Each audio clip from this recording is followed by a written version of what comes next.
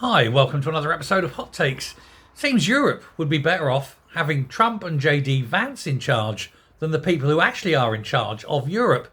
Vance has called them out. He's saying that the peoples of Europe want sensible economic policies and strong borders to keep the migrants out. And yet the leaders of these European countries are giving them the exact opposite of what they want and need. He says, and it's destroying Europe, it's destroying its culture and its history, saying that this weakness of its leaders and its weakness on its borders are going to destroy Europe. Well, that's just absolutely true, isn't it? His words are, and the reality, these are his words. He said, the reality is, and it's blunt to say it, but it's also true, that Europe's entire security infrastructure for my entire life has been subsidised by the United States of America. He says, but he says that the European populations keep crying out for more sensible economic and migration policies, and the leaders of Europe keep going through these elections and keep offering the European peoples the opposite of this. Now, he's right. Why do the people want these things and why do their leaders not give them?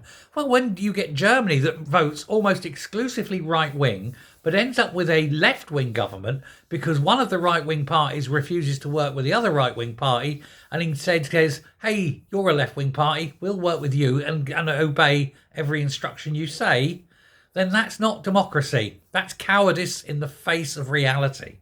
I can see Germany wanting a revolution soon. It's no surprise that AfD have just become the most popular party in Germany. It's what they obviously want. It's what the governing parties of Germany obviously want AfD to be strong. Otherwise, they would work with it instead of abandoning it. They would work to serve the people instead of saying F you to the people. This is what happens. He did go on, though, did Vance, and sort of faint praise the UK. He said that the UK, France and Poland are the exception that prove the rules on Europe's poor military self-defence capability. His words are, we certainly are working very hard with Keir Starmer's government. The President really loves the United Kingdom. He loved the Queen. He admires and loves the King. And it's a very important relationship. Now, if anything, that strengthens Brexit, doesn't it? Anyway, he said there's a real cultural affinity. And of course, fundamentally, America is an Anglo country. I think there's a good chance that, yes, we will come to a great agreement that's in the interest of both countries.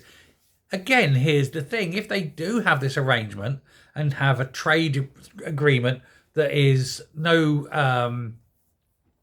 tariffs between the UK and the US, anyone who's calling for alignment with the EU will be working against Britain's interests, won't they? And it goes to show that Britain is stronger outside of Europe. So, hey, we wouldn't be having these deals if we were still in the EU because we wouldn't have the ability to talk to the Americans, let alone deal with them. Hey-ho, life's good, isn't it, on the outside? Instead, we have Keir Starmer desperately trying to take us back into the EU because he's a quizzling turncoat, two-faced wanker. But that's just my opinion. Thanks very much. Bye.